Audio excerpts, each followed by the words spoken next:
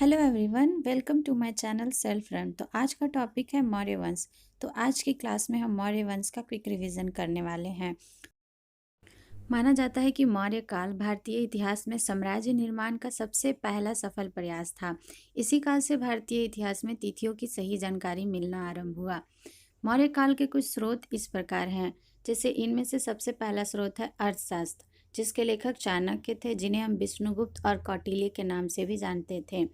अर्थशास्त्र 15 अधिकरणों तथा 180 प्रकरणों में विभाजित है। अर्थशास्त्र की पांडुलिपि की खोज आर शाम शास्त्री ने 1904 ईस्वी में की थी।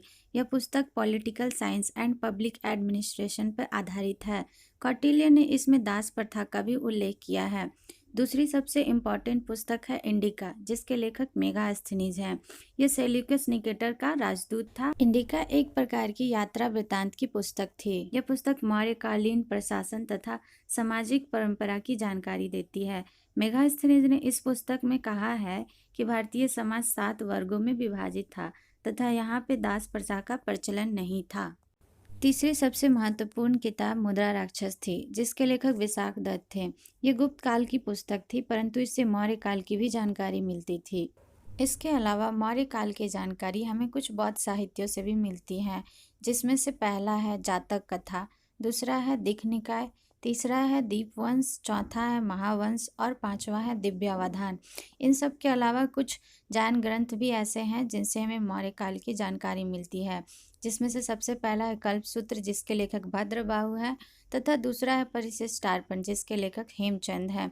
इन सभी के अलावा कुछ अन्य पुस्तकें भी हैं जिससे हमें मौर्य काल की जानकारी मिलती है, जिसमें से सबसे पहला है चंद्रगुप्त कथा, जिनके लेखक चाणक्य हैं। दूसरा है बृहद कथा मंजरी, जिसके लेखक क्षेमेंद्र हैं। तीसरा है राज तरंगिणी, जिसके लेखक कलहन है, तथा चौथा है कथा सरित सागर, जिसके लेखक सोमदेव हैं। मौर्य वंश की स्थापना चंद्रगुप्त मौर्य ने की थी। इनका शासनकाल 322 ईसा पूर्व से लेकर 298 ईसा पूर्व तक का था। इनका जन्म 345 ईसा पूर्व तथा मृत्यु 298 ईसा पूर्व श्रवण बेलगोला में उपवास के द्वारा हुई थी। इनकी राजधानी पाटलिपुत्र थी, जिसे यूनानियों ने पोलिबत्रा कह के भी पुकारा है। इनके प्रधानमंत्री का नाम चाणक्य था, जिन्हें भारत का मैकियावेली भी कहा जाता है। चाणक्य द्वारा लिखी गई किताब अर्थशास्त्र है, जो कि राजनीति की किताब है। विलियम जोन्स ने सेंटोकोटस की पहचान चंद्रगुप्त मौर्य के रूप में किया है। मुद्रा राक्षस में इनका नाम वृषल मिलता है तथा रुद्रदामन के जूनागढ़ अभिलेख में इनका नाम चंद्रगुप्त मिलता है। कहा जाता है कि 305 ईसा पूर्व चंद्रगुप्त मौर्य एवं सेल्यूकस निकेटर के बीच में एक युद्ध लड़ी गई थी, जिसमें सेल्यूकस निकेटर की हार हुई थी। इसमें हार के बाद दोनों के बीच एक संधि हुई, जिसके अनुसार सेल्यूकस निकेटर ने अपनी पुत्री कार्नेलिया का विवाह चंद्रगुप्त मौर्य के साथ कर दिया तथा दहेज के रूप में चंद्रगुप्त मौर्य को 4 प्रांत दिए। ये 4 प्रांत इस प्रकार है: पहला है हेरात, दूसरा कंधार, तीसरा मकरान, चौथा काबुल। साथ ही मेगास्थनीज नामक राजदूत भी चंद्रगुप्त मौर्य के दरबार में भेजा गया था। इनके द्वारा लिखी गई पुस्तक का नाम इंडिका है। प्लूटार्क के अनुसार चंद्रगुप्त मौर्य ने सेल्यूकस निकेटर को उपहार के रूप में 500 हाथी भी दिए थे। प्लूटार्क के अनुसार चंद्रगुप्त मौर्य ने अपने 6 लाख सैनिकों के साथ पूरे भारत पर अधिकार कर लिया था, जबकि जस्टिन ने चंद्रगुप्त मौर्य की सेना को डाकुओं का गिर भी कहा है। चंद्रगुप्त मौर्य ने भद्रबाहु से जैन धर्म की दीक्षा ग्रहण की थी और उन्हीं के साथ कर्नाटक के श्रवण बेलगोला चले गए, जहाँ एक सच्चे जैन साधु की तरह भूखे प्यासे रहकर अपना प्राण त्याग किया, जिसे जैन साहित्य में संलेखना विधि के नाम से जाना जाता है। भारतीय इतिहास में चंद्रगुप्त मौर्य एक ऐसे शासक थे जिन्होंने अपने जीवित रहते हुए ही अपनी राजगद्दी अपने पुत्र को सौंप दी थी। चंद्रगुप्त मौर्य के पुत्र का नाम बिंदुसार था, जो कि आगे चलकर मगध साम्राज्य के उत्तराधिकारी बने। मगध साम्राज्य पे बिंदुसार का शासन 298 ईसा पूर्व से लेकर 273 ईसा पूर्व तक चला। इनकी माता का नाम दुर्धरा था। ये बौद्ध धर्म के आजीवक संप्रदाय के अनुयायी थे। बिंदुसार को अमित्रघात के नाम से जाना जाता था, जिसका अर्थ होता है शत्रुओं का नाश करने वाला। वायु पुराण में बिंदुसार को भद्रबाहु कहा गया है तथा जैन ग्रंथों में बिंदुसार को सिंहसन कहा गया है। बिंदुसार का शासनकाल विदेशी कूटनीतियों के लिए काफ़ी प्रसिद्ध था। स्ट्रेबो के अनुसार यूनानी शासक एंटियोकस ने बिंदुसार के दरबार में डाइमेकस नामक एक राजदूत भेजा था। बिंदुसार ने एंटियोकस को एक चिट्ठी लिखी थी, जिसमें उन्होंने एक दार्शनिक, सूखा अंजीर और मदिरा की मांग की थी। एंटियोकस ने सूखा अंजीर और मदिरा तो भेजा था, परंतु दार्शनिक नहीं भेजा था।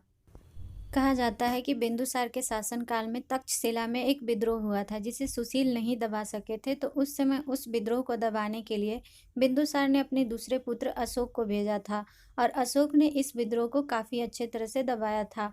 बिंदुसार की मृत्यु 273 ईसा पूर्व हो गई थी और इसके बाद इनके उत्तराधिकारी अशोक बने। मगध साम्राज्य पे अशोक का शासनकाल 269 ईसा पूर्व से लेकर 232 ईसा पूर्व तक रहा था।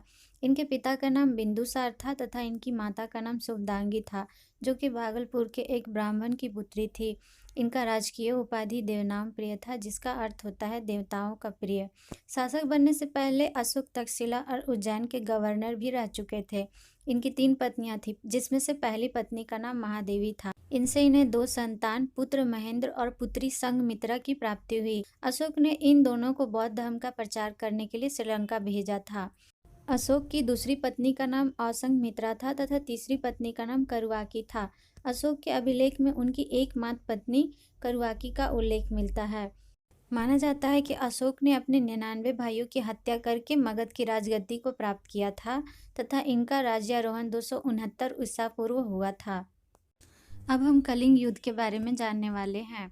कलिंग युद्ध 261 ईसा पूर्व लड़ा गया था। इसकी राजधानी तोसली थी और अशोक ने यह युद्ध अपने राज्याभिषेक के 8वें वर्ष लड़ा था।